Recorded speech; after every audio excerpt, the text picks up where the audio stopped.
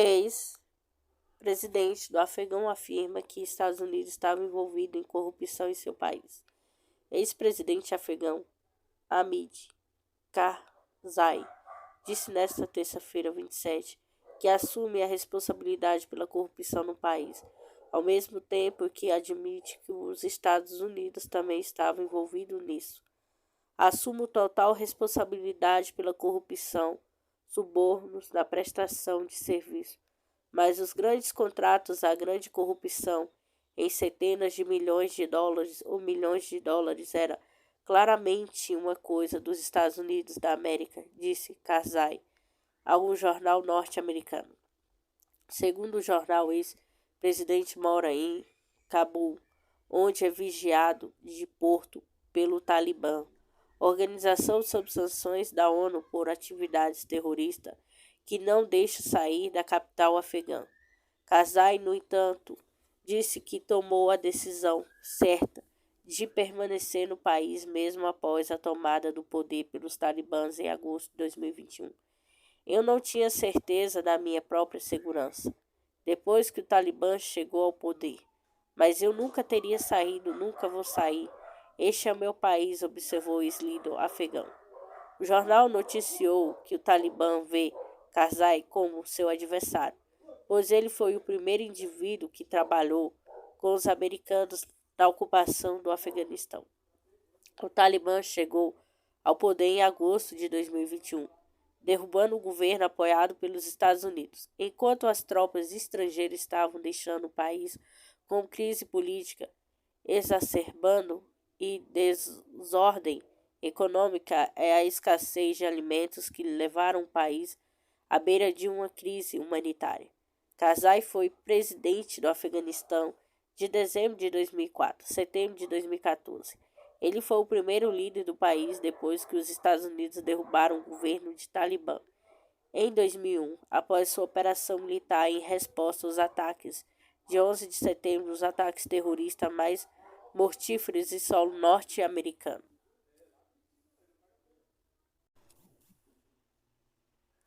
Volta de Lula, o elemento mundial aponta análise sobre a expansão da esquerda na América Latina. A ascensão de Hugo Chávez ao cargo máximo da Venezuela em 1999 foi o que se convencionou com Onda Rosa, ou seja, o movimento de transição da América Latina para a esquerda após anos de governo com viés ideológico após na direção política de ditaduras militares de extrema direita. Depois de um período marcado por governantes de direita neoliberais, vários países latino-americanos voltaram a escolher a faixa do aspecto político, que prioriza as chamadas pautas progressistas, revivendo uma tendência observando no início do século. Especialistas ouvidos pelos Mundioca Podcast indica que os principais momentos dessa guinada à esquerda foram as discussões da Constituinte no Chile, que elegeu Gabriel Boric, além das vitórias históricas de Gustavo Petro. Na Colômbia, Luiz Inácio Lula da Silva, do Brasil, está prestes a cumprir um terceiro mandato. No caso de Lula, seu retorno é um elemento profundamente marcante para a geopolítica mundial, segundo um dos analistas. Tal onda rosa na América Latina.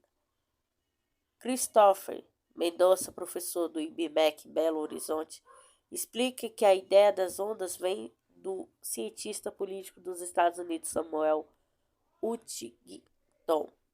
Ele fala de ondas de democracia e de ondas de autoritarismo. Para ele, as ondas autoritárias são extremamente negativas para nós, da América Latina. Também já que vivemos diversas ondas com quebras da identidade democrática das regras do jogo, ondas que variam entre ideias não são necessariamente negativas, ao contrário. Essas variações que a América Latina tem vivido nos últimos anos e positiva porque demonstra a capacidade dos dois lados de governar de forma distinta e de atender o público distinto. Não acredito que a onda rosa seja negativa, uma tendência das democracias e demonstra que as tendências podem ser alteradas de acordo com o que a gente vê dentro dos próprios regimes democráticos, afirmou. Para exemplificar, ele cita a Colômbia, que vem há muitas décadas elegendo o presidente da direita. A população, por sua vez, estava apresentando muitas demandas que não eram atendidas, sobretudo na área social. Foi descontentamento com essa falta de atendimento às questões sociais que levou à troca de presidente muito alinhado à direita. De acordo com Mendonça, mais das características primordiais observadas na diferenciação de esquerda e direita é que a primeira tem uma ligação maior com as questões sociais.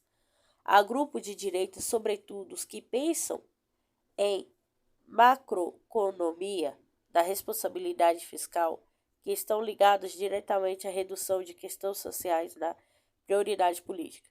Diante de uma satisfação sistêmica na América Latina, porém as pessoas passaram a se preocupar mais com o entendimento dessas questões sociais, prossegue o professor do IBMEC. Só se dá, sobretudo, pelo momento da pandemia, durante o conflito da Europa, as guerras de sanções, no momento em que os preços estão muito elevados. Devido a esses fatores, o consumo diminuiu em razão da perda da capacidade de compra, e as questões econômicas voltaram para a pauta de uma maneira muito emblemática. Isso fez com que os grupos de esquerda tivessem promessas que se aliavam mais às demandas da sociedade em retorno dos grupos de esquerda e voltado para a recardiação de fome e atendimento às questões sociais, sobretudo para amenizar as questões da pandemia. Só que nem tudo são flores e rodas de ciranda, segundo ele. Mendonça lembra que os primeiros presidentes de esquerda que foram eleitos na nova onda rosa estão tendo dificuldades para governar e ter dinheiro, renda, recursos, o fim de atender à sua plataforma eleitoral. Um caso que talvez seja mais simbólico para ilustrar a questão é do presidente Alberto Fernandes, na Argentina. Ele prometeu tirar os argentinos da pobreza, mas a pobreza aumentou os índices de inflação no país. Aumentaram a crise política instalada, embora haja uma intenção boa de apresentar a solução na área social e de prometer uma melhoria nas condições de vida. Eu não sei se de fato eles governam de esquerda América Latina têm condições econômicas. Vão depender muito do cenário internacional para cumprir essa promessa de campanha, analisou. Guinada esquerda em 3 pontos. Já Felipe Bueno, jornalista especialista em relação internacional, aponta 3 acontecimentos que marcaram 2022 dentro da onda rosa na América Latina. O primeiro dele, a Venezuela voltando ao mundo da política, sendo novamente procurar por governos que até pouco tempo atrás não consideravam negociações com a administração de Nicolás Maduro. Começa o conflito entre a Rússia e a Ucrânia.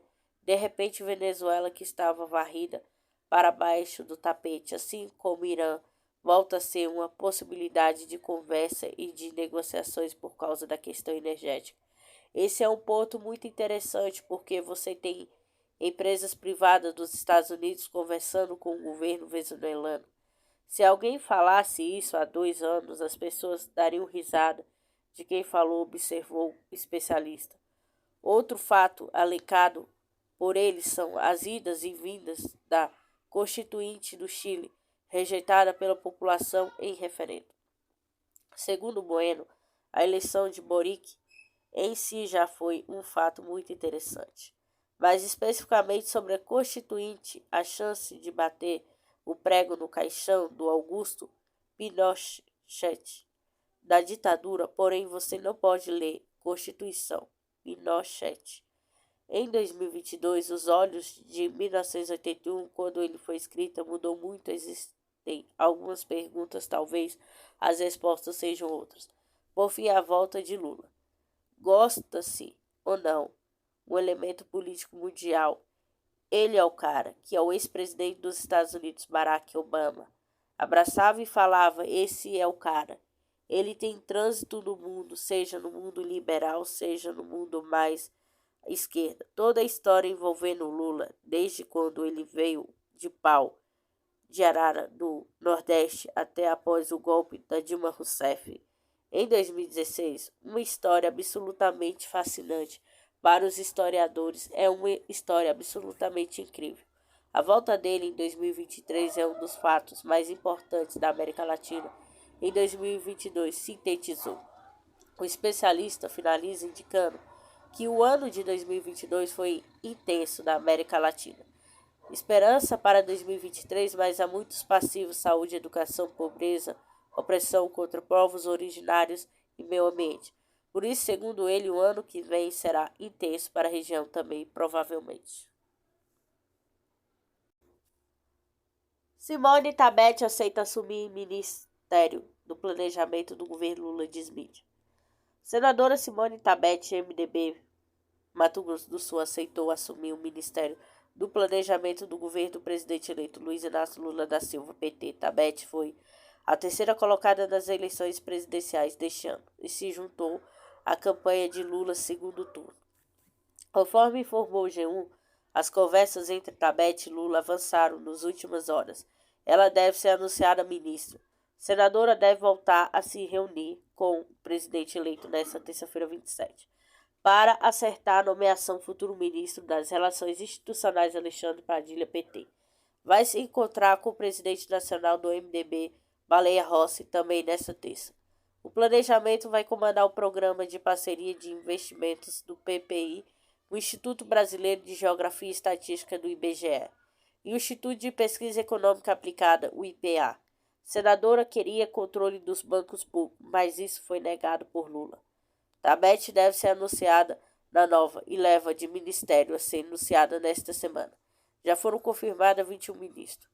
Além da senadora, integrarão a equipe econômica Fernando Haddad, PT, como titular do Ministério da Fazenda, Esther Dworkin, chefe da pasta de gestão, vice-presidente Geraldo Alckmin, PSB, que assume o Ministério do Desenvolvimento, Indústria e Comércio.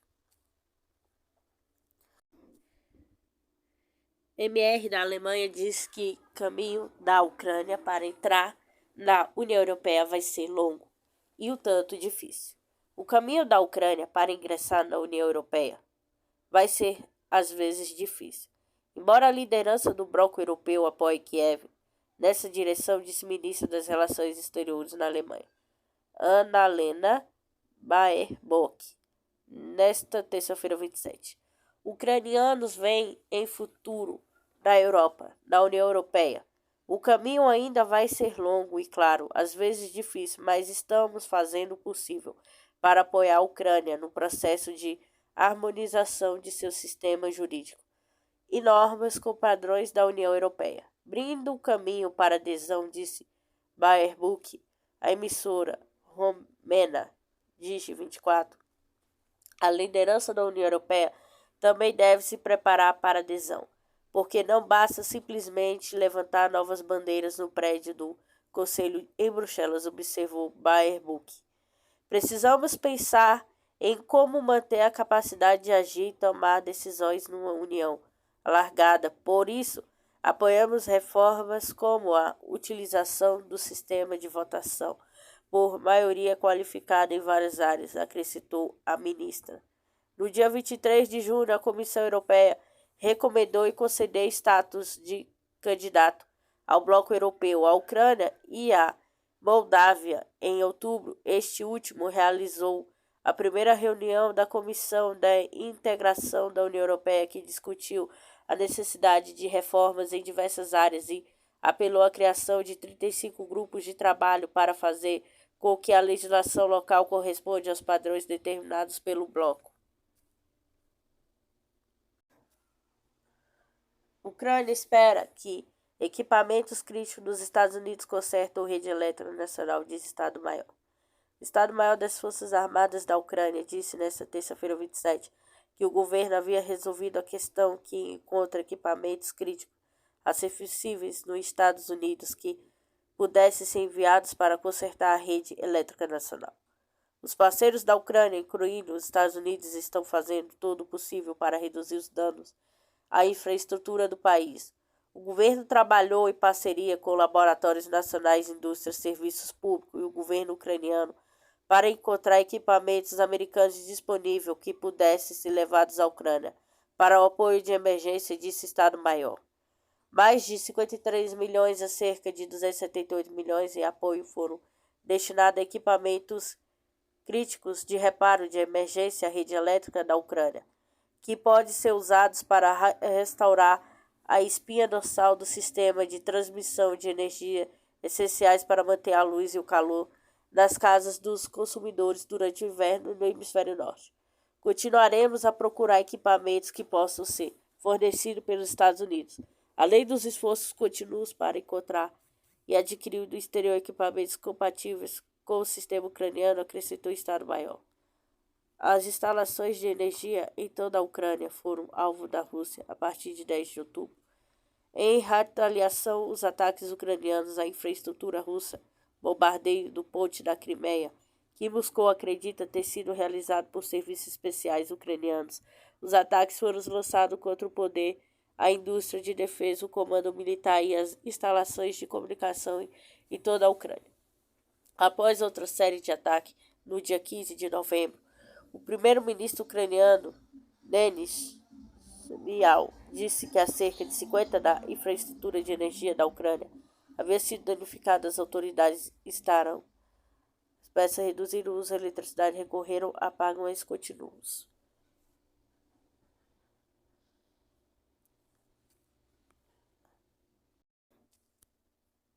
Lavrov diz que Estados Unidos e a OTAN querem destruição da Rússia e expõe a ameaça ocidental sobre a guerra nuclear. Segundo o ministro das Relações Exteriores da Rússia, Washington também busca romper os laços tradicionais entre a Rússia e a Europa, subjugar ainda mais os satélites europeus. O ministro das Relações Exteriores da Rússia, Sergei Lavrov, disse que os Estados Unidos e a Organização do Tratado do Atlântico Norte, da OTAN, querem que a Rússia perca no campo de batalha porque procuram destruir nosso país. Em suas palavras, as ações do Ocidente e do presidente da Ucrânia, Vladimir Zelensky, que está sujeito ao controle ocidental, confirma a natureza global da crise ucraniana.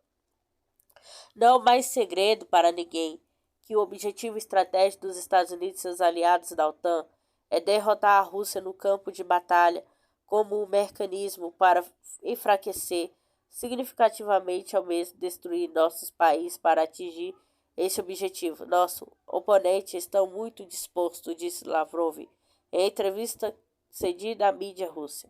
O ministro indicou que os Estados Unidos são os principais beneficiários da atual fervura do conflito, pois procuram tirar o máximo proveito dele, tanto no sentido econômico quanto estratégico militar.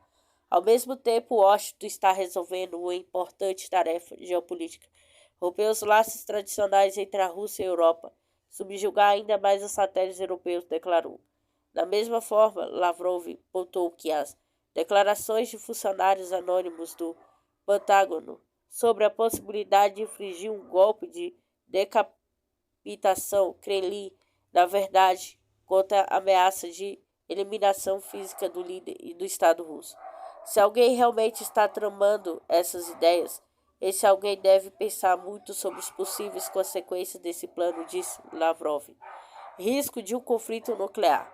Por outro lado, o chanceler russo lembrou os sinais de um possível confronto nuclear vindos do Ocidente.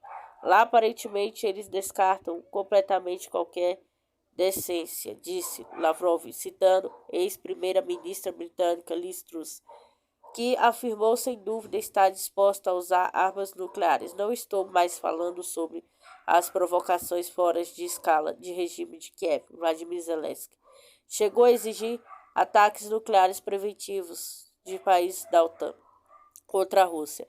Isso também vai além dos limites de que é aceitável.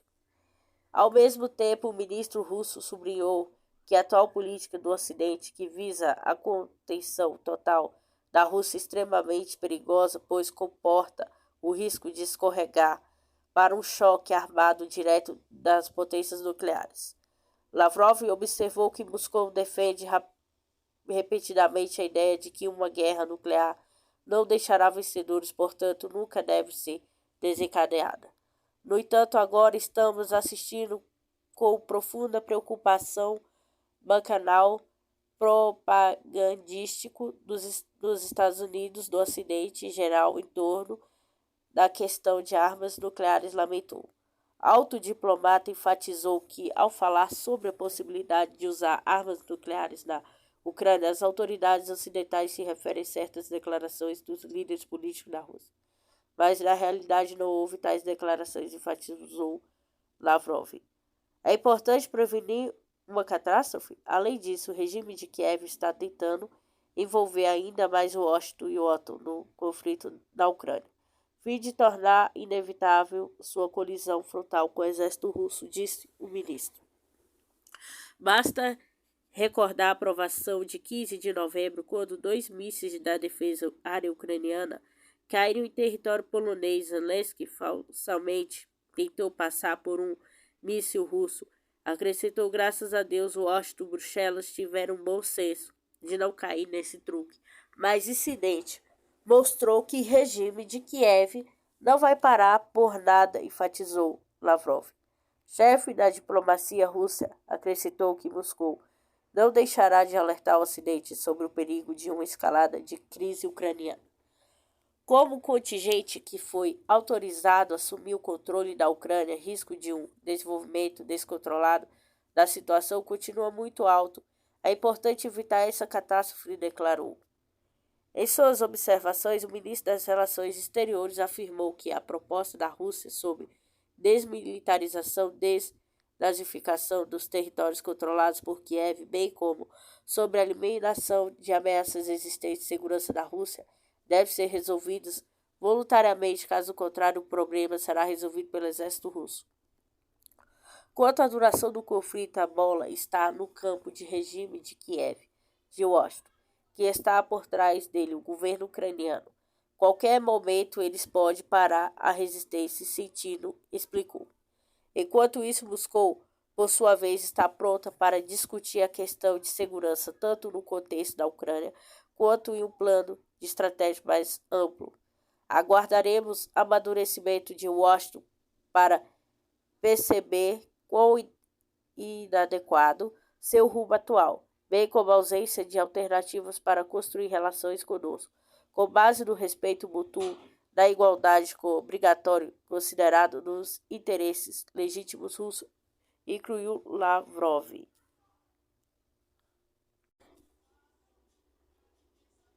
Coreia do Sul destaca aeronaves em resposta a pássaro confundido com drones na Coreia do Norte. Os militares da Coreia do Sul enviaram aeronaves com resposta a uma suposta nova incursão aérea da Coreia do Norte, um dia após vários drones norte-coreanos terem entrado no espaço aéreo do vizinho do Sul. As autoridades militares da Coreia do Sul mobilizaram caça e helicóptero após confundirem um bando de aves com um drone na Coreia do Norte, no condado de Gangwon, relatou nesta terça-feira 27 portal sul-coreano Nave. Ele citou o chefe do Estado-Maior Conjunto, como dizendo que detectaram um objeto desconhecido por volta das 1, horário local, das 1, no horário de Brasília. Na terça-feira 27, rastrearam por quase 13 horas, enviado em seguida meios de ataques para responder à suposta incursão. No entanto, não foram emitidos alertas e não foram feitos tiros de advertência. Enquanto isso, Yoon Suk Yeol, presidente da Coreia do Sul, declarou uma reunião de gabinete também na terça-feira 27, que o país reforçará suas capacidades militares de vigilância e reconhecimento com a criação de uma unidade de drones. Em resposta à recente incursão de veículos aéreos não tripulados norte-coreanos no território sul-coreano, Yoon lamentou que a Assembleia Nacional da Coreia do Sul tenha cortado o orçamento para o próximo ano proposto pelo governo para responder essa provocação militar com drones em 50%, mas garantiu que trabalharia para aumentá-lo. Pyongyang testou seus drones de defesa antiaérea do Sul.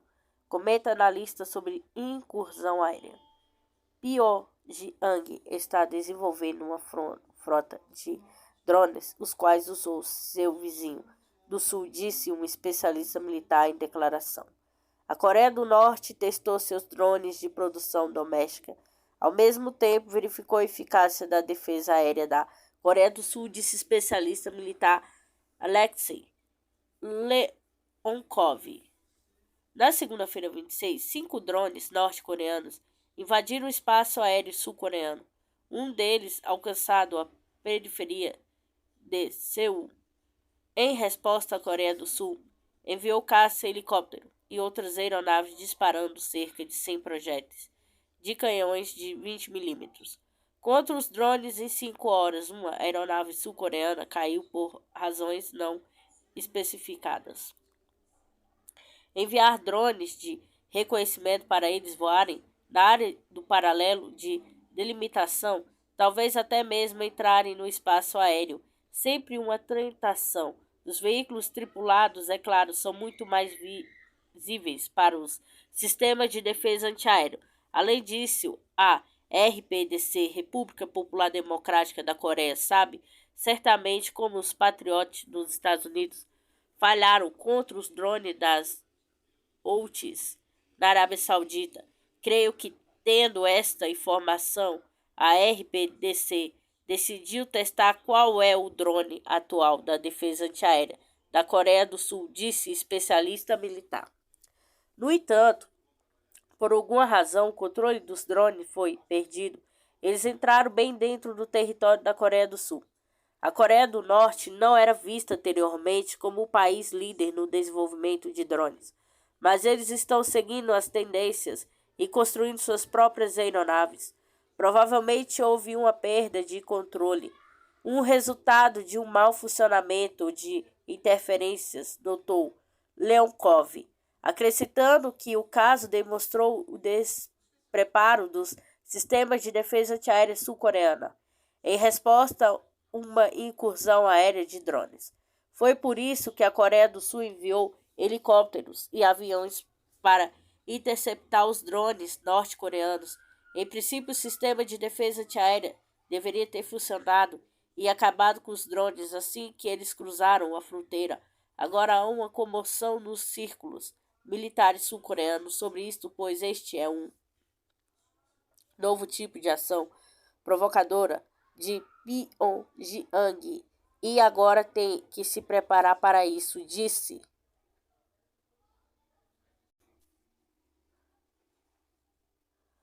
Ex-presidente afegão afirma que Estados Unidos estava envolvido em corrupção em seu país. Ex-presidente afegão Hamid Karzai disse nesta terça-feira 27 que assume a responsabilidade pela corrupção no país, ao mesmo tempo que admite que os Estados Unidos também estavam envolvidos nisso. O assunto total responsabilidade pela corrupção e suborno na prestação de serviço, mas os grandes contratos, a grande corrupção em centenas de milhões de dólares ou milhões de dólares eram claramente uma coisa dos Estados Unidos da América, disse Karzai em um jornal norte-americano. Segundo o jornal, o ex-presidente mora em Cabul, onde é vigiado de perto pelo Talibã, organização sob sanções da ONU por atividade terrorista que não deixa sair da capital afegã. Karzai, no entanto, disse que tomou a decisão certa de permanecer no país mesmo após a tomada do poder pelos talibãs em agosto de 2021. Eu não tinha certeza de minha própria segurança depois que o Talibã chegou ao poder, mas eu nunca teria saído, nunca vou sair. Este é meu país, observou o ex-líder afegão. O jornal noticiou o Talibã ver Karzai como seu adversário, pois ele foi o primeiro indivíduo que trabalhou com os americanos na ocupação do Afeganistão. O Talibã chegou ao poder em agosto de 2021 e derrubou o governo apoiado pelos Estados Unidos, enquanto as tropas estrangeiras estavam deixando o país com a crise política, exacerbando e desordem econômica e a escassez de alimentos que levaram o país à beira de uma crise humanitária. Karzai foi presidente do Afeganistão de dezembro de 2004. Em setembro de 2014, ele foi o primeiro líder do país depois que os Estados Unidos derrubaram o governo do Talibã em 2001. Após sua operação militar em resposta aos ataques de 11 de setembro, os ataques terroristas mais mortíferos em solo norte-americano. Após recusa Skul de enviar tanques à Ucrânia, política alemã dispara incompreensível miope. O chefe do Comitê da Defesa do Parlamentar alemão criticou o chanceler Olaf Scholz por se recusar dar tanques à Ucrânia para evitar ser arrastado para uma guerra com a Rússia. A recusa do chanceler em entregar os tanques para a Ucrânia enquanto ela luta pela sobrevivência não é apenas incompreensível, mas alertamente miope, disse Marie Agnes Strack Zimmermann em entrevista à mídia alemã RND. O integrante do Partido Democrático Liberal, que uma firme defensora da Ucrânia na Alemanha, que disse que estava cansada de ouvir Skol argumentar que a Rússia veria os tanques alemãos na Ucrânia com aprovação. Skol insistiu rapidamente que a Alemanha não faz parte do conflito ucraniano e que não deseja que ele se transforme em um conflito entre a Rússia e a Organização do Tratado do Atlântico Norte da OTAN. Questionada se a Ucrânia tem chance de receber tanques de batalha de veículos blindados alemãs no próximo ano, a legisladora disse que ela e seus colegas no parlamento não parariam de pressionar por entregá-las até que elas acontecem. Chanceler da Rússia acusa os Estados Unidos de querer matar Putin. O ministro das Relações Exteriores da Rússia, Sergei Lavrov, voltou a fazer ameaça contra a Ucrânia. Durante uma entrevista à agência TASS, nesta terça-feira 27, disse que Kiev precisa desmilitarizar inclusive as áreas ocupadas pelas tropas russas no território ucraniano. O inimigo está bem consciente das nossas propostas sobre a desmilitarização e a desnazificação dos territórios controlados pelo regime de Kiev. A eliminação das ameaças à segurança russa, que inclui nossos novos territórios Lugansk, Donetsk, Kherson e Zaporozhye. Não há muito o que fazer. Aceita essa proposta ao exército russo? Vai resolver essa questão, afirmou o chanceler. A proposta russa já foi amplamente rejeitada por Kiev. Aliados que exigem que os russos deixem as áreas invadidas retirem suas tropas do território antes de se sentar na mesa de negociação. Lavrov voltou a repetir acusações que o Kremlin faz desde fevereiro, quando o início da guerra no país vizinho, segundo o ministro, o Ocidente quer total repressão dos russos. Isso provoca risco de um confronto armado direto entre as potências nucleares. Além disso, pontuou que Washington tem um plano de fazer um ataque destrutivo para decapitar o governo russo, ou seja, uma ameaça de tentativa de homicídio contra o presidente russo Vladimir Putin. Lavrov ressaltou que essas informações foram repassadas por funcionários anônimos do Pentágono. O russo acusou os Estados Unidos da União Europeia de não quererem a paz. Afirmou que os norte-americanos estão fazendo de tudo para tornar o conflito mais violento e fornecer armas para os ucranianos. Já sobre os europeus, Lavrov disse que a Rússia não tem mais nenhuma intenção de fazer projetos comuns com a União Europeia.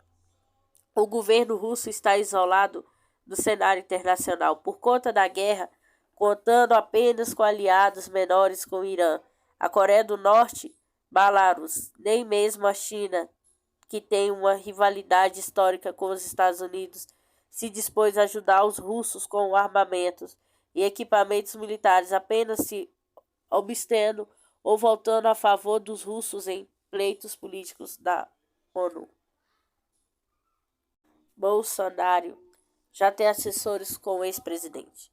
Enquanto os bolsonaristas, mais radicais ainda, se postam à frente dos quartéis, aguardando qualquer sinal das Forças Armadas para impedir que Lula suba a rampa no Palácio do Planalto, em 1º de janeiro, Jair Messias Bolsonaro já está cuidando da sua vida, com aposentadoria de 80 mil depois de 31 de dezembro de 2022.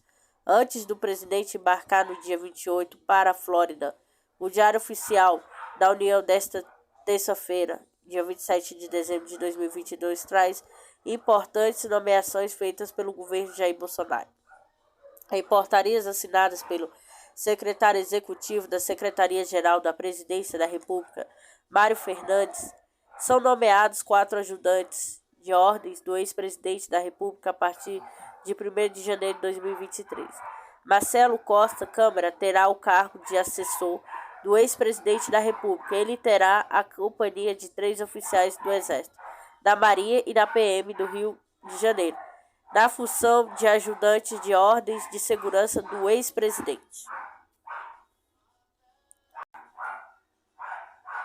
Medida provisória muda normas de gestão de floresta para fomentar o mercado de carbono. Proposta pelo Ministério da Economia, da Agricultura, Pecuária, Abastecimento e Meio Ambiente para atualizar a lei de número 11284 de 2 de março de 2006, que trata da gestão de floresta para a produção sustentável. Foi editada nesta segunda-feira 26 uma medida provisória MP que altera normas de gestão de florestas públicas para impulsionar o mercado de créditos de carbono no país. A MP número 151 de 26 de dezembro de 2022, publicada no Diário Oficial da União desta terça-feira 27, objetivo fomentar o mercado de créditos de carbono no país e aproveitar o potencial de conservação da biodiversidade do Brasil, que detém uma das maiores áreas florestadas do planeta, correspondente a 58,5% da floresta nativas ou plantas em relação ao território. Com as mudanças promovidas pela MP da Lei de número 11284, o contrato de concessão de floresta pública passa a prever o direito de comercializar o crédito de carbono em produtos e serviços florestais não madeireiros, tais como serviços ambientais, acesso ao patrimônio genético ou conhecimento tradicional associado para fins de conservação, pesquisa, desenvolvimento, bioprospecção, restauração e reflorestamento da área degradadas, atividades de manejo voltadas à conservação da vegetação nativa, ao desmatamento, evitado o turismo, visitação da área outorgada, produtos obtidos da biodiversidade local, entre outras, informa nota publicada pela Secretaria-Geral da Presidência da República. Os créditos de carbono e serviços ambientais poderão decorrer da redução da emissões ou remoção de gases de efeito estufa, da manutenção e aumento do estoque de carbono florestal, da conservação e melhoria da biodiversidade do solo, do clima, ou outros benefícios ecossistêmicos, conforme a Política Nacional do Pagamento de Serviço Ambiental, instituída pela Lei de número 1419/2021. A MP ainda prevê que o Banco Nacional de Desenvolvimento Social do BNDES poderá habilitar agentes financeiros ou fetiches públicos ou privados para atuar nas operações de financiamento com recursos do Fundo Nacional sobre Mudanças no Clima. Antes, somente poderia ser habilitados o Banco do Brasil, Caixa Econômica Federal e outros agentes financeiros públicos. A medida provisória é urgente, que o Brasil assumiu o compromisso de reduzir até 2030 50% de suas emissões de CO2. Com base nas emissões de 2015, as inovações retiram entraves regulatórios da Lei de número 11284 de 2006, que reduziu a atratividade de concessão em unidades de manejo florestal, conforme evidencia um avanço bastante aquém do potencial de concessões em unidades de manejo florestal, sobretudo na região amazônica, diz ainda a nota da Secretaria-Geral. Randolph pede explicação sobre a presença do suspeito de terrorismo em audiência. O senador Randolph Rodrigues Reis de Amapá protocolou nesta segunda-feira 26 o ofício pedindo informações sobre a participação de George Washington de Oliveira em uma audiência pública na Comissão de Transparência e Fiscalização e Controle CTFC. Em 30 de novembro, a reunião questionava a segurança do processo eleitoral. O documento é direcionado ao presidente do Senado, Rodrigo Pacheco. Jorge Washington de Oliveira está preso. Ele confessou ter instalado um artefato explosivo em uma área de acesso do Aeroporto Internacional de Brasília.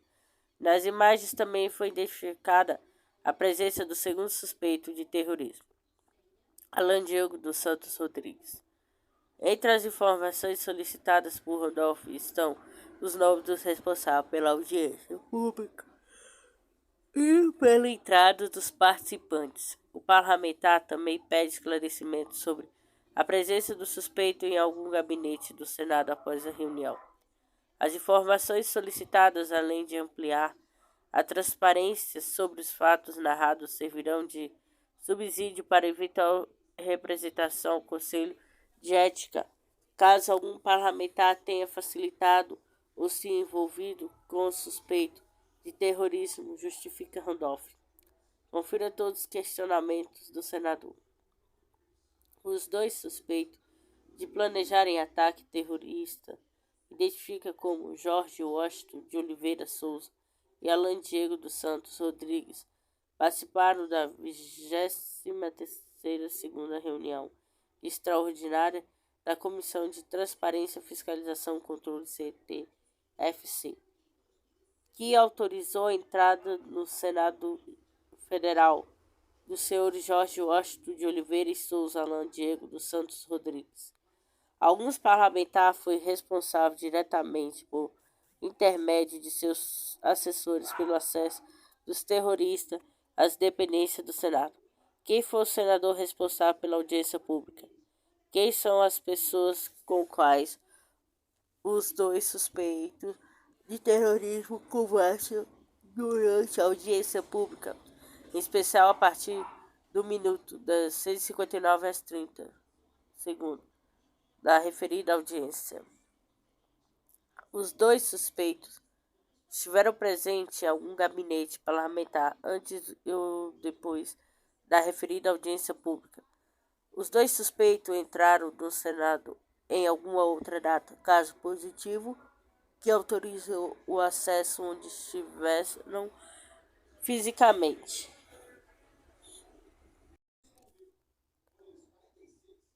Instrutor dos Estados Unidos diz que a Ucrânia governa por pessoas e sociedade corrupta. Principal treinador militar das tropas ucranianas, fundador do Mazov Grupo, Andrei Milburn, disse em podcast que a sociedade do país é corrupta. Além disso, relatou que as tropas de Kiev violam as convenções de Haia e quem comete atrocidades. A Ucrânia não deve ser colocada em um pedestal nas tentativas do Ocidente de apoiar o país em seu conflito com a Rússia, acredita Andrei Milburn, fundador do grupo Mozart, que fornece treinamento militar para as forças de Kiev. O comandante aposentado da Marinha compartilhou sua experiência e conclusão do trabalho que realizou na Ucrânia durante uma aparição no podcast Tem Olsen no mês passado. Mas atenção para o vídeo que acumulou apenas cerca de 20 mil visualizações, desde que foi postado, traído por Max Blumenthal, editor do site The Dry Zone, na última segunda-feira 26. Durante o podcast, Milburn afirmou que a Ucrânia é uma sociedade corrupta. Embora tenha enfatizado com apoio ocidental contínuo ao país, era importante e justificado pela necessidade de defender normas globais. Ele sugeriu que o ponto principal não era sobre a Ucrânia. Tenho uma bandeira ucraniana amarrada na minha bolsa, mas não fico tipo, oh meu Deus, Ucrânia é tão incrível porque entendo que há muitas pessoas comandando a Ucrânia, disse Milburn, admitindo que realmente não é um grande fã do país. Ele também afirmou que uma série de coisas que as forças de Kiev fazem com prisioneiros de guerra russos violam a Convenção de Haia sobre as regras de conflito armado, especialmente quando se trata de filmar interrogatórios de soldados russos capturados e publicá-los online. Milburn observou que os treinadores do Mozart Grupo não toleram tais atos e sempre tentaram se distanciar de qualquer unidade que mostrasse eles vídeos de assassinatos de prisioneiros de guerra russos. Já vimos esses vídeos muitas vezes, disse ele, acrescentando que havia muitas atrocidades cometidas pelas forças ucranianas. Todos os tipos de atrocidades por aí. Ele acrescentou que os soldados de regime de Kiev matam caras que se renderam. Depois de meses treinando soldados na Ucrânia, o coronel reformado Andrei Milburn de Mozart Grupo fica animado diante da câmera e dá com língua nos dentes. A Ucrânia é uma sociedade corrupta e governada por pessoas. Soldados ucranianos matam caras que se renderam e cometem atrocidades.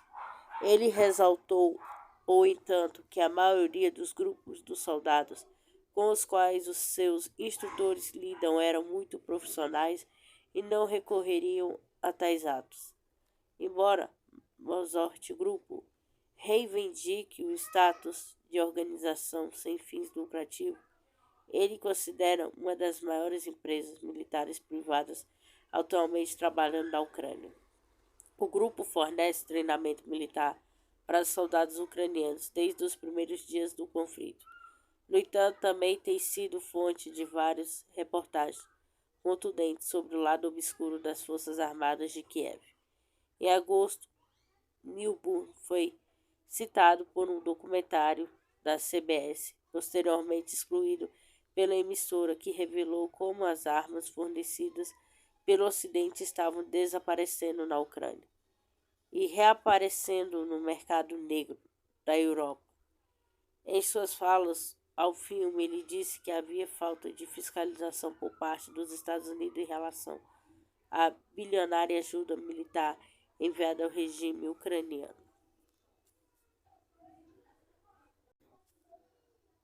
Ucrânia pressiona para que o Ocidente sancione o combustível nuclear russo. Ministro da Energia da Ucrânia, Herman Lashuchenko, pediu nesta terça-feira 27 a imposição de sanções contra a indústria nuclear russa e abandono de seu combustível nuclear, informou o Ministério da Energia da Ucrânia. Herman Lashuchenko enfatizou o papel fundamental de solidariedade dos líderes mundiais no combate ao terrorismo nuclear russo, em particular na prontidão para impor sanções contra a indústria nuclear russa para abandonar o combustível nuclear russo, disse o Ministério da Energia em um comunicado. Lashuchenko também disse que outros fabricantes podem aumentar seus volumes de produção para substituir o combustível nuclear russo. França, Hungria, Eslováquia e Finlândia continuam importando combustíveis nuclear russo, apesar da miríade de sanções impostas contra Moscou.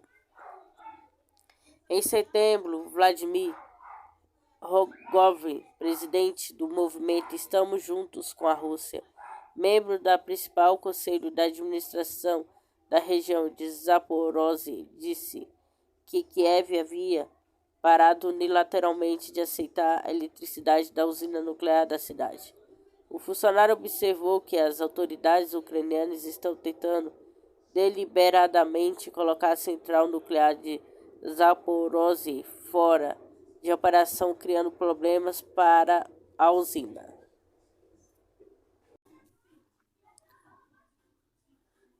A prefeitura afirma que Kiev enfrentará interrupções contínuas de energia durante o inverno. Kiev enfrentará interrupções de emergência de eletricidade durante o inverno, enquanto os reparos na linha de energia estão em andamento, informou nesta terça-feira 27, vice-chefe de administração da cidade, Piotr Panteleev. A situação continua difícil, as obras de restauração continuam, mas as restrições e apagões, principalmente de natureza emergencial, ainda estão ocorrendo. Viveremos nessas condições durante o inverno. Devemos entender isso, disse Panteleiev. A Rússia começou a atacar a infraestrutura ucraniana em 10 de outubro, 2 dias após o ataque à ponte da Crimeia, que liga a península ao território russo continental. Os ataques visaram o poder, indústria de defesa, o comando militar, as instalações de comunicação da Ucrânia. Em meados de novembro, o primeiro-ministro ucraniano, Denis Shmyhal, disse que quase a metade da rede de energia do país estava fora de serviço. Espanha revela novo pacote de ajuda de 10,6 bilhões para cobrir despesas básicas dos cidadãos. O governo espanhol apresentou na terça-feira um novo pacote de ajuda no valor de 10 bilhões, cerca de 56,2 bilhões, que o primeiro-ministro Pedro Sánchez disse que ajudaria os vulneráveis a enfrentar a crise no custo de vida. Já destinamos mais de 35 bilhões, cerca de 196,8 bilhões. Estamos adicionando outros 10 bilhões como parte deste pacote de ajuda. O total é de 45 bilhões, aproximadamente de 253 bilhões foi desembolsados para proteger as classes médias e trabalhadoras diante do aumento do custo de vida, energia, comida, disse ele. O programa de assistência recentemente adotado inclui a eliminação do imposto sobre o valor agregado IVA sobre alimentos básicos, como pão e leite. O IVA sobre óleos e massa vai ser reduzido de 10% para 5%. Os descontos de eletricidade e gás vão ser entendidos por mais de 6 meses, enquanto os aumentos do aluguel vão ser limitados de 2% até o final do ano.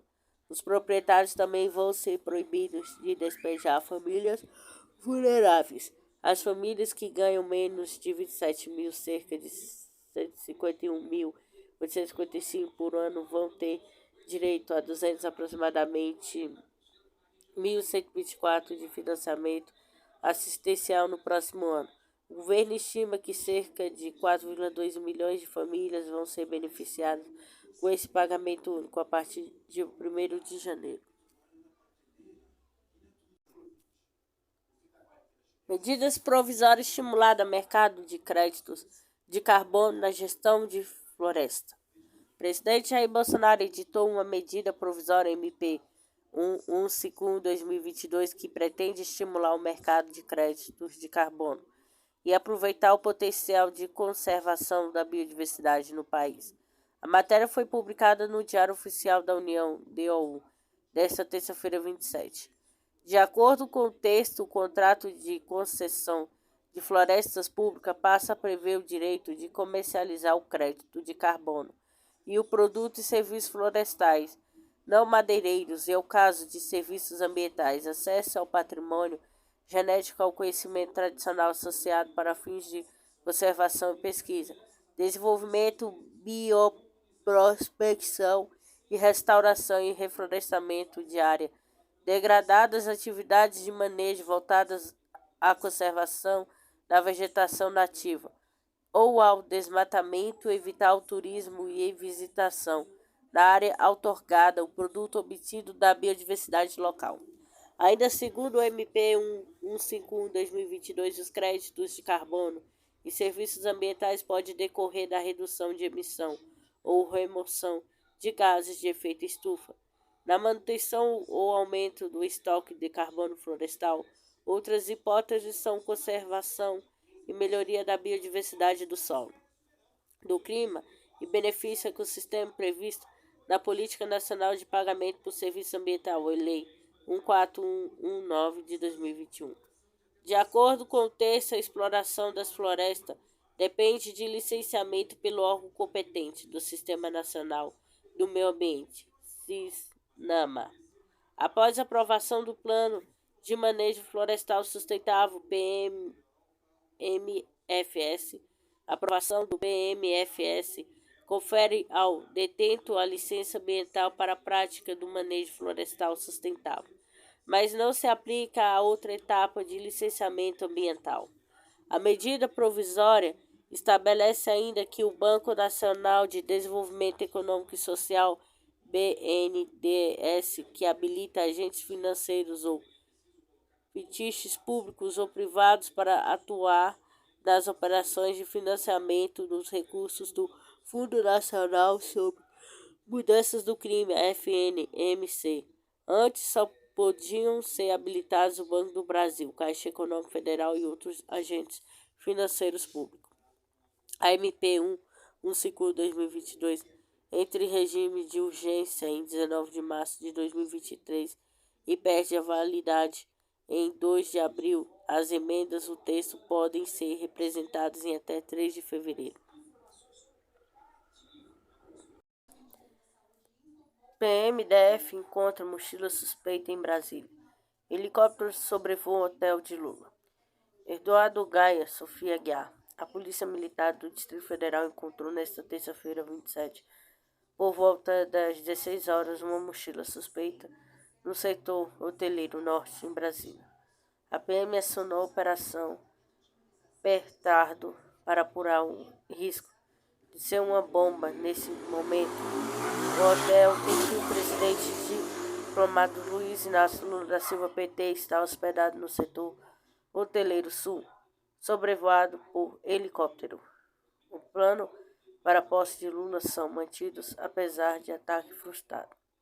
O futuro ministro da Justiça, Flávio Dino, PSB, afirmou nesta terça-feira, 27, que o roteiro da posse de Luiz Inácio Lula da Silva PT como presidente em 1º de janeiro será mantido, apesar de descoberta de um plano terrorista para tentar impedir a troca de poder. Em entrevista coletiva, Dino disse que não serão pequenos grupos extremistas que vão emparedar as instituições da democracia brasileira. Não tem espaço para isso no Brasil, acrescentou. Segundo informações da imprensa brasileira, Lula está cogitando troca de um carro aberto por um veículo fechado e blindado. No desfile de posse, por temor de eventuais ataques, mas o presidente eleito ainda não se pronunciou. No último sábado, 24, o bolsonarista Jorge Washington de Oliveira Souza, de 54 anos, foi preso por instalar um artefato explosivo em um caminhão-tanque perto do aeroporto de Brasília. Frequentador do acampamento de apoiadores do presidente Jair Bolsonaro diante do quartel-general do Exército, Souza admitiu que pretendia instaurar caos para levar à decretação do estado do sítio no Brasil. É uma intervenção militar das Forças Armadas. Também nesta terça, o governador do Distrito Federal, Ibanez Rocha, MDB, disse esperar que o acampamento em frente ao Exército seja desmobilizado antes da posse de Lula. O Exército vem cuidando disso, diariamente garantiu. Acho que as pessoas não estão querendo Lula no poder. Porque o pessoal acordou, né, galera? Assim, acordou, né? Então, eles estão aí lutando aí porque não quer mais a corrupção no poder. Foram 16 anos de corrupção, de roubo.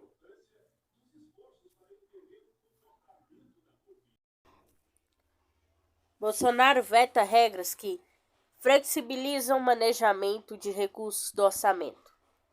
Presidente Jair Bolsonaro sancionou a Lei 14513 de 2022, que amplia de 15 de outubro para 30 de novembro de 2022 o prazo final para o encaminhamento de projetos de lei de abertura de créditos suplementares especiais ao Congresso Nacional. O chefe do Poder Executivo, no entanto, vetou uma série de dispositivos incluídos no texto original PLN 39/2022 por senadores e deputados.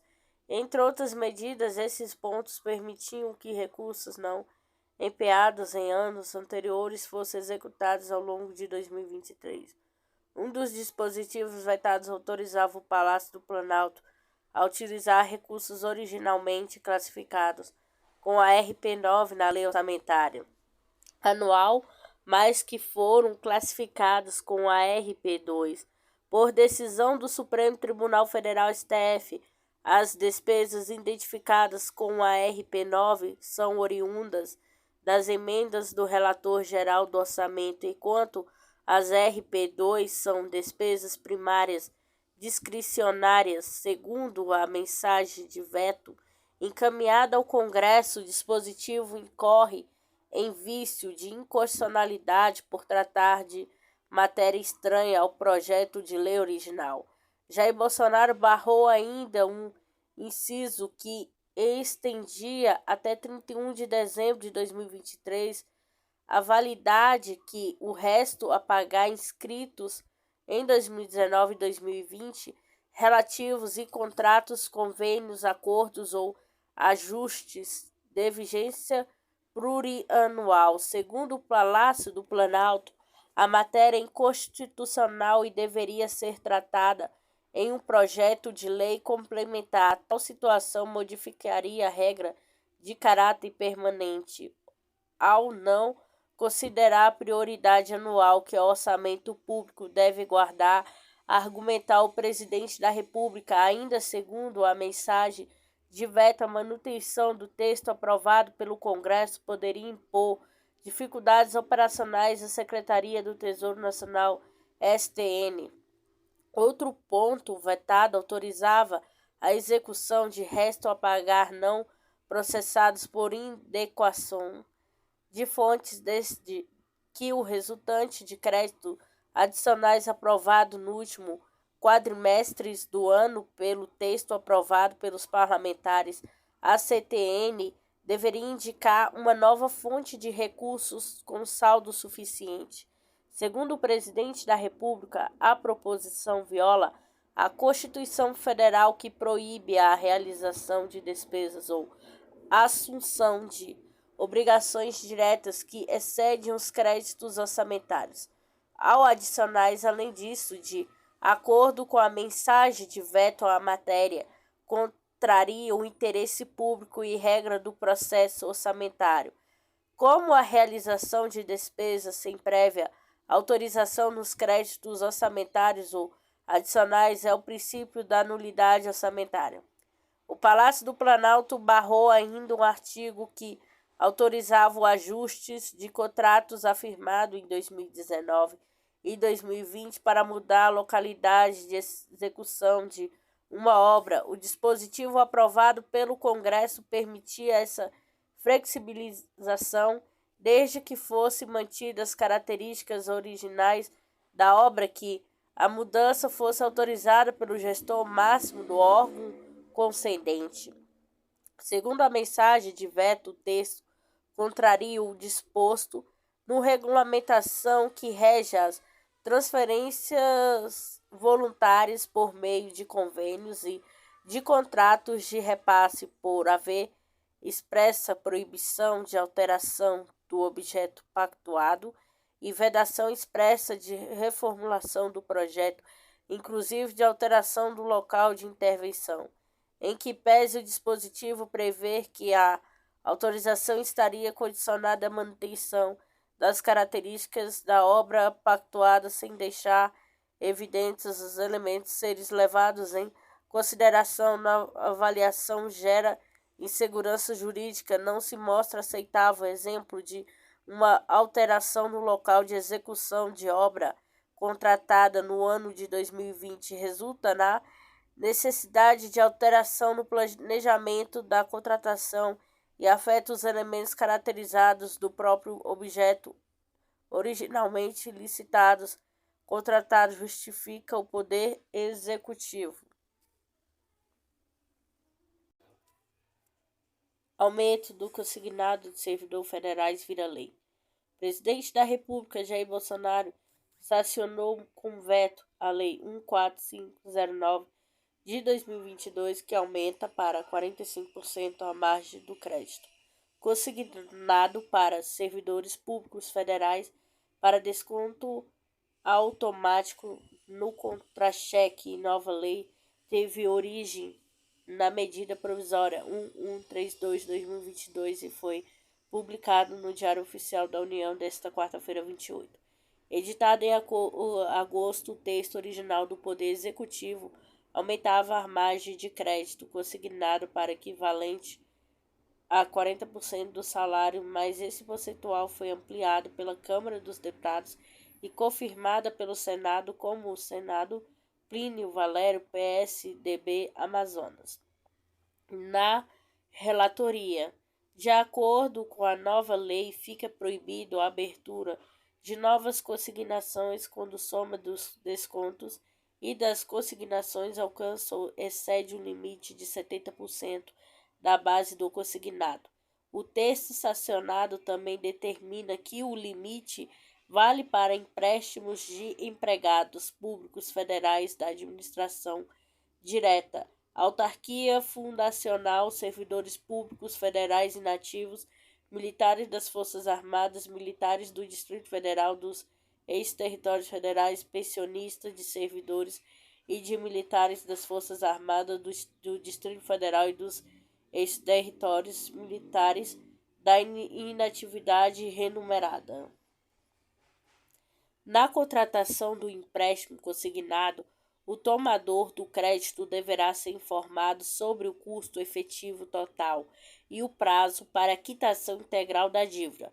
Bolsonaro vetou o trecho que reserva 5% daquele limite exclusivamente para a amortização de despesas contraídas por meio de cartão consignados de benefício para finalidade de saque por meio do cartão consignado de benefício. Esse cartão é modalidade de cartão de crédito consignado com desconto direto na folha de pagamento ou outros benefícios vinculados obrigatoriamente, como descontos em farmácias conveniadas, auxílio funeral, seguro de vida. A proposta contraria interesse público, pois a criação de percentual adicional exclusivo para determinadas modalidades de crédito não é recomendável, pois promoveria distorções na economia, justificou a Presidência da República. Além disso, prossegue a mensagem do veto ao restabelecer o aumento da margem consignável para 45%, entende-se que o servidor já possui um benefício de 5% para as consignações, o que dispensa a inclusão de nova modalidade. Para que o veto seja derrubado, é necessária a maioria absoluta dos votos de deputado, 257 senadores, 41 computados separadamente, não há ainda uma data para a votação.